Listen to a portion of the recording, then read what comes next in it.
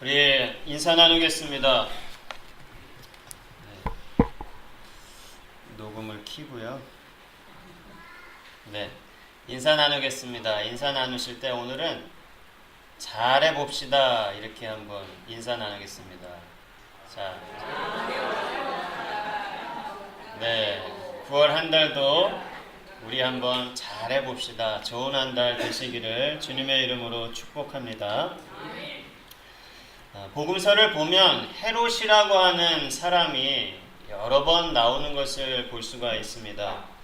그 이유는 한 사람을 이야기하는 것이 아니라 헤롯 가문에 속한 사람들이 이 헤롯이라고 하는 이름을 중복해서 쓰고 있기 때문에 헤롯이라고 하는 사람이 여러 번 나오는 것을 볼 수가 있습니다.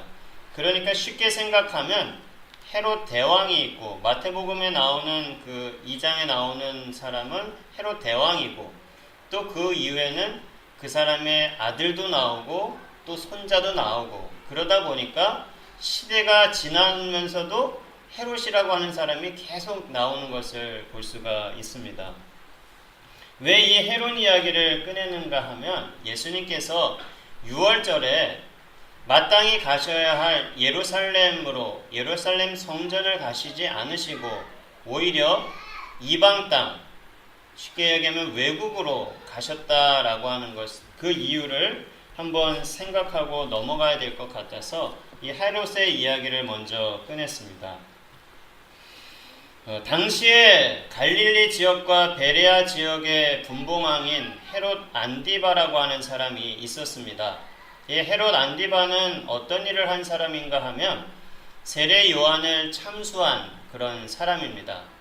이 세례 요한이 갇혔던 그곳은 요르단 땅에, 현재 요르단 땅에 있는데 마케루스 요새라고 불립니다. 근데 당시에는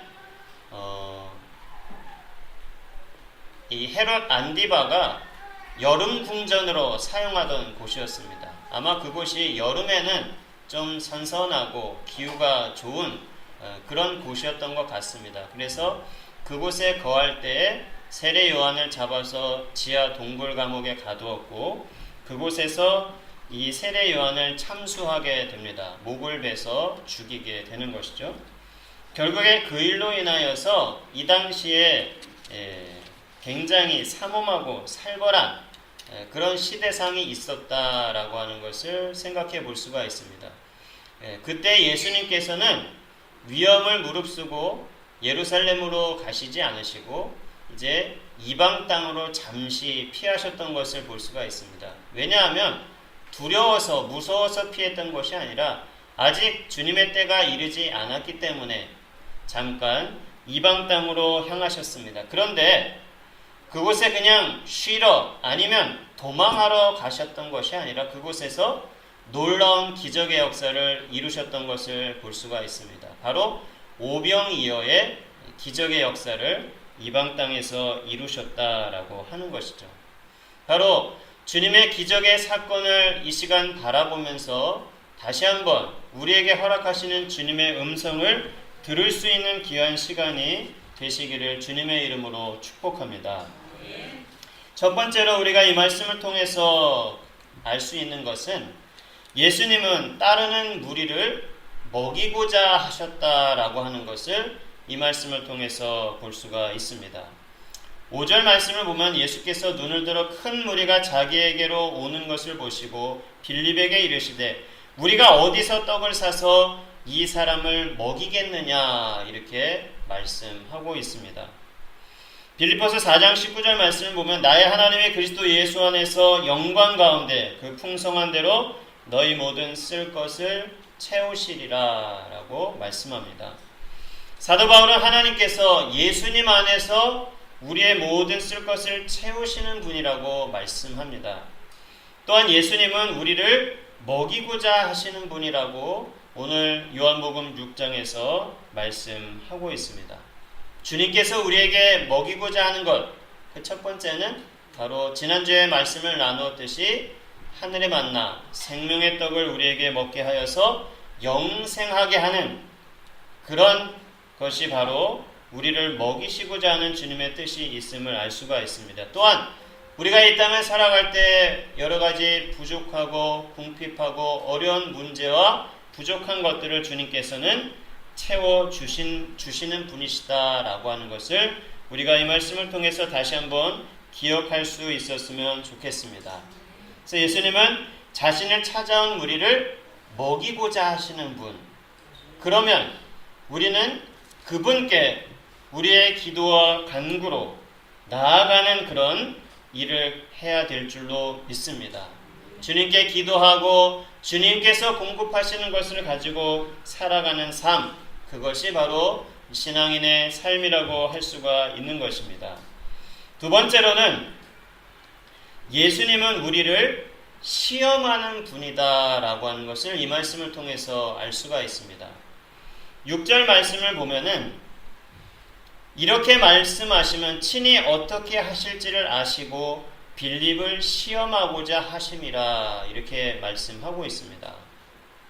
물론 5절에 먹이고자 하신다고 하는 그 말씀이 6절에 보면은 시험하고자 하는 그런 일이었다. 그렇게 이제 나타나니까 자세히 읽으면 예수님이 먹이고자 하는 게 아니고 그냥 단순히 시험하고자 하심이었다라고 생각할 수가 있는데 그 뒤를 보면은 5,000명이 넘는 사람들을 먹이셨다라고 하는 것을 생각해 보면 예수님께서 무리를 먹이고자 했다는 것이 틀린 말이 아니다라고 하는 것을 알 수가 있고, 또한 예수님은 5절 6절 말씀을 통해서 제자를 시험하시는 분이시다라고 하는 것을 우리가 깨달을 수가 있습니다.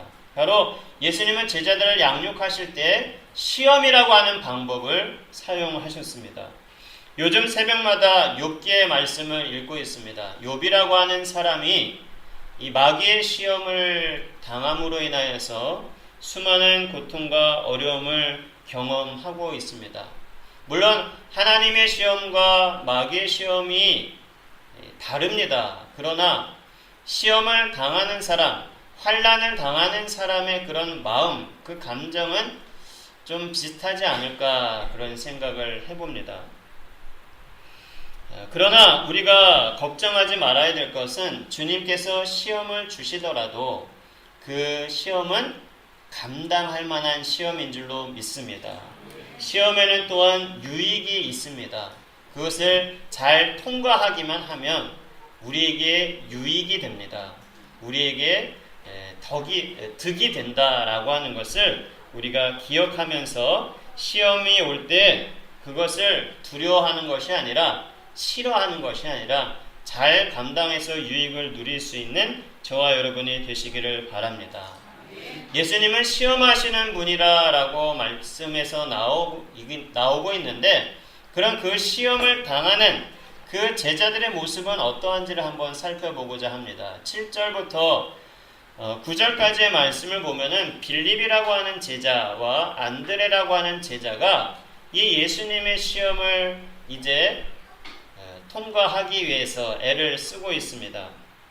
이 빌립이라고 하는 사람은 이렇게 이야기를 합니다. 영어 성경을 보니까 빵을 한 입씩 먹는다 할지라도 8달의 노동자의 임금이 더 있어야 합니다. 그렇게 대답을 하고 있습니다.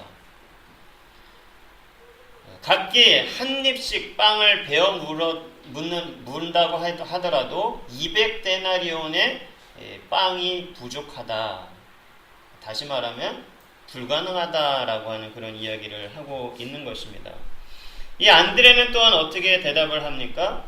여기 아이의 보리떡 5개와 물고기 2마리가 있는데 이걸로는 이 많은 사람들을 어떻게 먹일 수가 있습니까? 턱도 없습니다. 라고 대답을 하고 있습니다. 이 두 제자, 묻지도 않은 안드레까지 합세해가지고 이 시험을 통과하려고 했지만 이 두 사람의 대답은 예수님이 원하시는 그런 정답이 아니었다라고 하는 것을 볼 수가 있습니다. 그러면 이 시험을 통과하기 위해서는 어떻게 해야 할까요? 이 빌립과 안드레의 대답은 잘 읽어보면 틀린 말은 아닙니다. 틀린 말은 아니죠.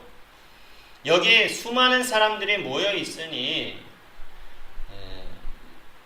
얼마만큼의 우리가 가진 것이 있다라고 하더라도 그것을 한 입씩만 먹어도 200데나리온의 그런 빵이 부족합니다. 그리고 안드레의 말처럼 우리가 가진 것이라고 하는 이것밖에 없으니 이 보리떡 5개와 물고기 2마리 먹어봤자 어떻게 이 많은 사람들을 다 충족시킬 수가 있습니까?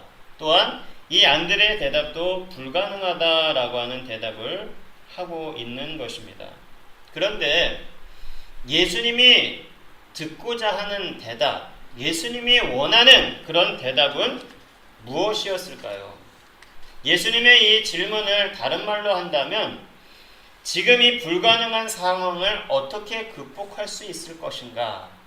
그에 대한 대답을 이야기해봐라. 그에 대한 답을 내놓아 보아라 라고 예수님은 말씀하고 있는 것입니다. 그런데 본문을 통해서 우리가 깨달을 수 있는 그것은 예수님은 너희들이 이 불가능한 상황을 해결할 해결책을 또 방법, 수단을 내놓아라 라고 하는 것이 아니라고 하는 것을 우리가 이 말씀을 통해서 발견할 수 있어야 합니다. 예수님은 이것을 너희들이 좀 해결해 보아라 라고 하는 것이 아니라 이 문제를 해결해 주실 수 있는 분이 누구인지를 알아야 된다라고 하는 것을 제자들에게 가르쳐 주고 싶다라고 하는 것입니다. 그래서 그분께 요청해라, 그분께 구해라, 그분을 의지해야 된다라고 하는 것을 우리에게 가르쳐 주시는 것이죠.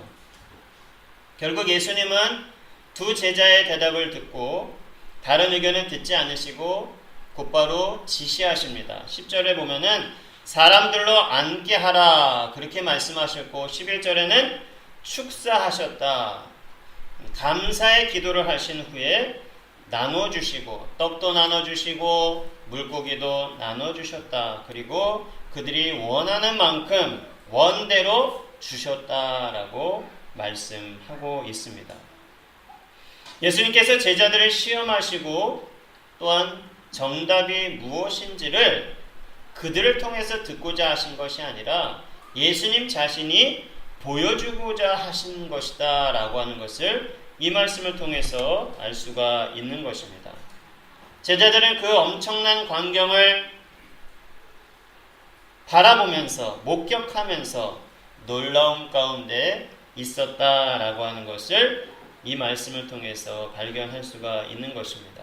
우리가 삶의 문제를 만났을 때 그것을 어떻게 풀어가야 할지 고민할 때가 많이 있습니다. 또 고민도 해야 합니다.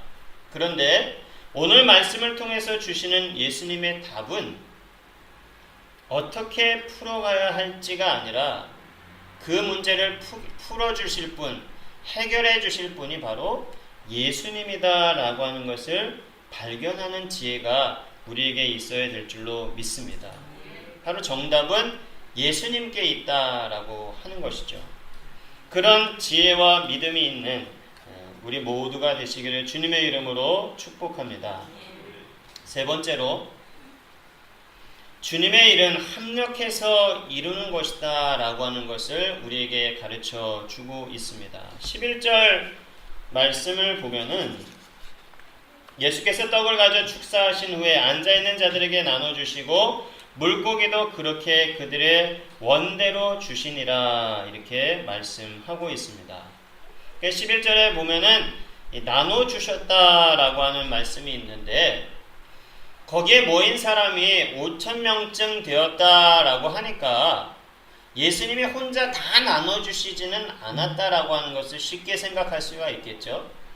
누가복음 9장 16절에는 이렇게 말씀합니다. 예수께서 떡 5개와 물고기 2마리를 가지사 하늘을 우러러 축사하시고 떼어 제자들에게 주어 무리에게 나누어 주게 하시니 이렇게 말씀하고 있습니다.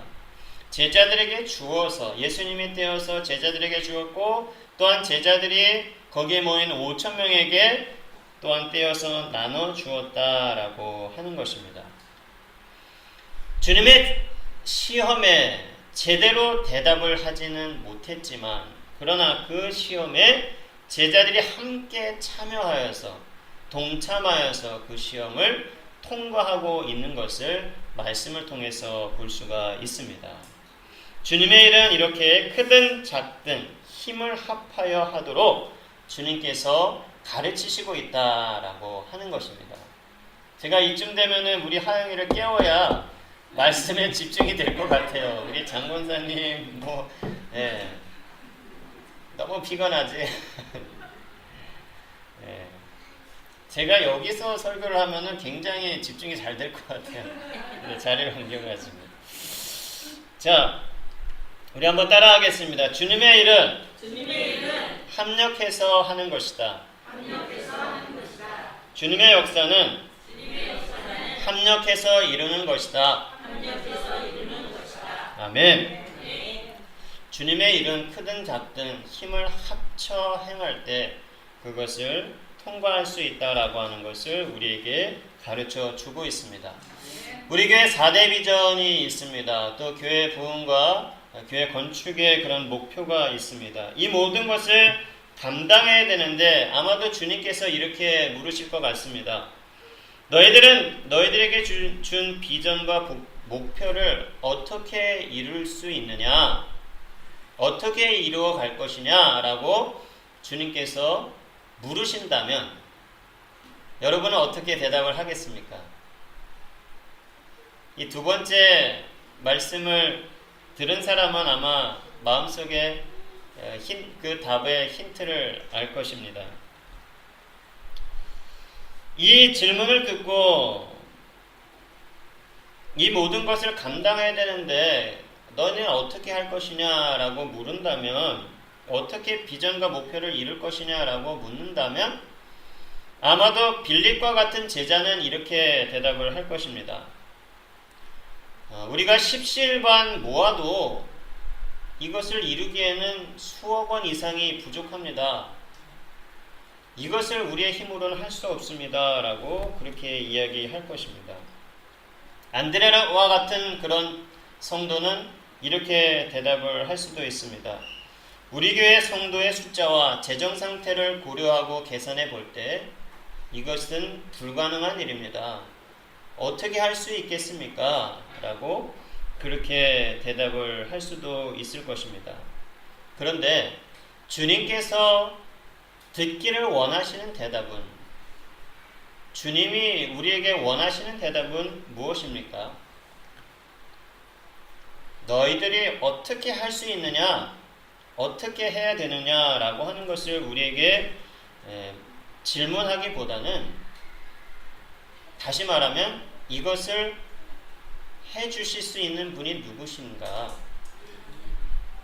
이것은 누구의 능력으로 할 수 있는 것이냐라고 그렇게 예수님은 다시 되물으실 수도 있을 것이다 라고 생각이 되어집니다. 주님의 이 질문에 우리는 이렇게 대답해야 됩니다. 그 말 그대로 맞습니다. 우리는 할 수 없습니다. 그러나 주님이시면 하실 수 있습니다. 주님, 우리는 무엇을 해야 될까요? 그렇게 질문을 해야지 맞습니다. 너희들의 능력을 어떻게든 해보아라 라고 한다면 우리가 할 수 없는 것들이 이 세상에 살 때 너무나 많이 있습니다. 그야말로 가능하지 않은 일들이 인생에는 너무나 많이 있습니다. 그래서 좌절할 수밖에 없고 실망할 수밖에 없고 포기할 수밖에 없는 일들이 너무나 많이 있습니다. 그러나 주님의 의중을 우리가 조금 더 깊이 생각할 수 있다면, 그래서 주님을 더욱더 바라보고 의지할 수가 있다고 한다면 주님께서 이루시는 역사를 경험하게 되는 줄로 믿습니다.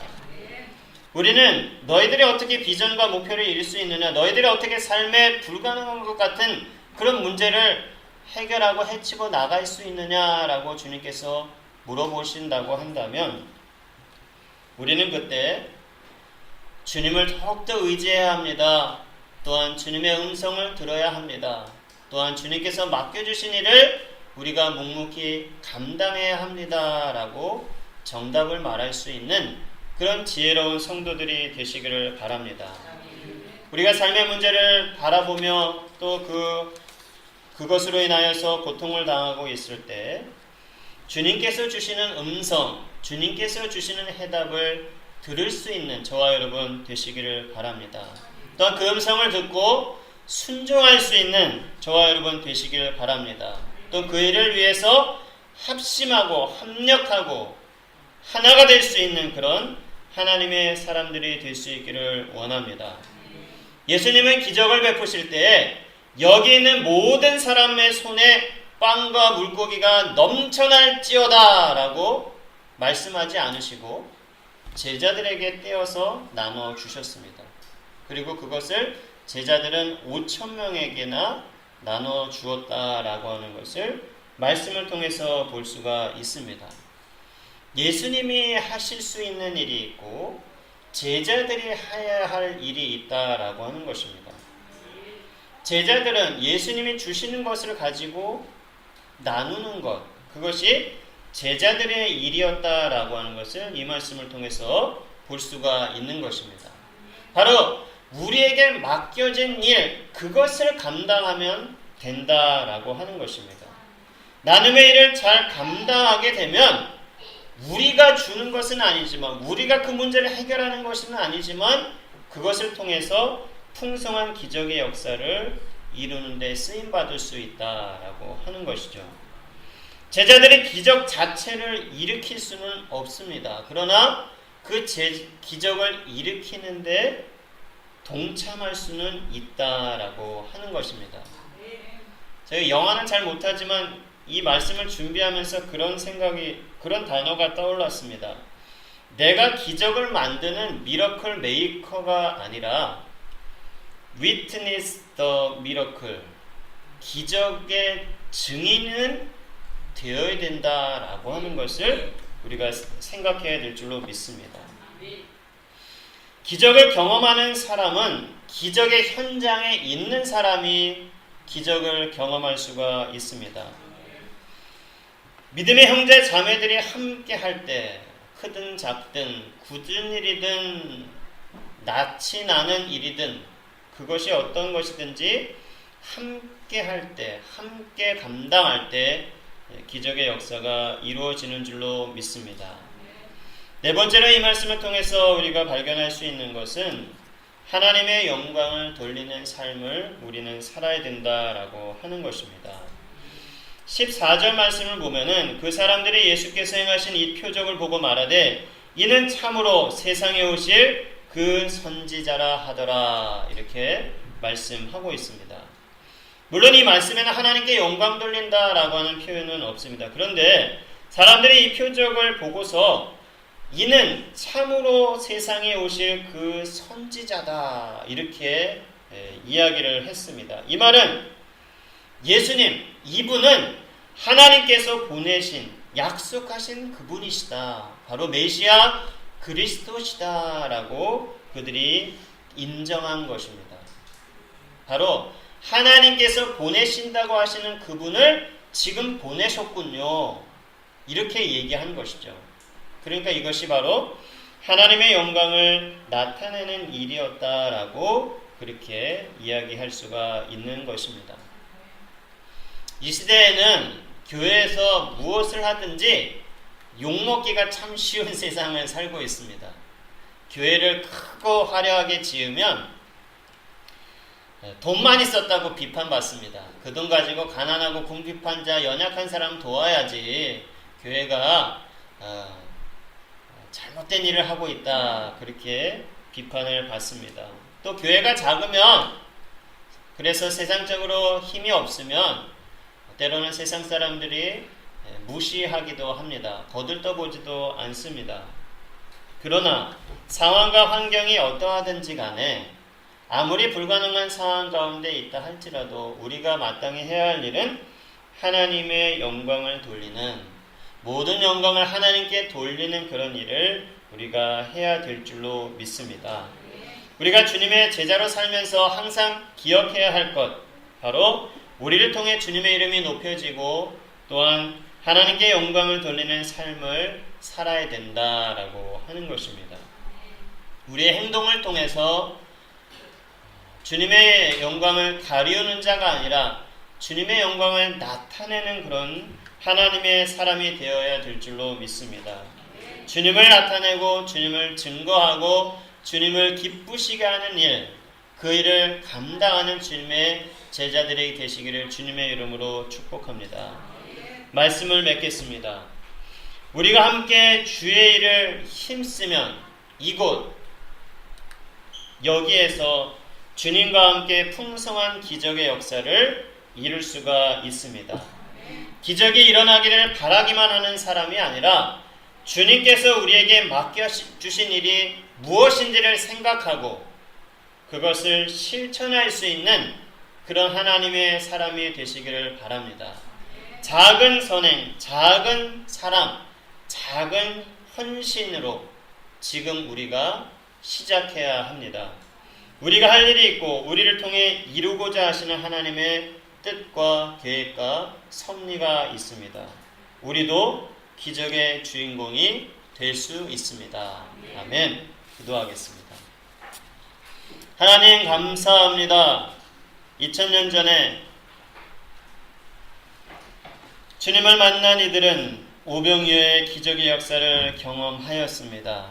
또한 그 기적의 현장에 참여할 뿐만 아니라 동참하여서 주님의 일을 감당한 주의 제자들도 있었음을 오늘 말씀을 통해서 배웠습니다. 우리도 그냥 그것을 바라보는 사람이 아니라 제자들과 같이 참여하여 동참할 수 있는 그 기적의 주인공이 될 수 있는 그런 주의 사람들이 될 수 있도록 인도하여 주시옵소서. 그래 온 땅에 주님의 역사를 간증할 수 있는 저희들 되게 하여 주옵소서. 감사드리며 예수님 이름으로 기도하옵나이다. 아멘.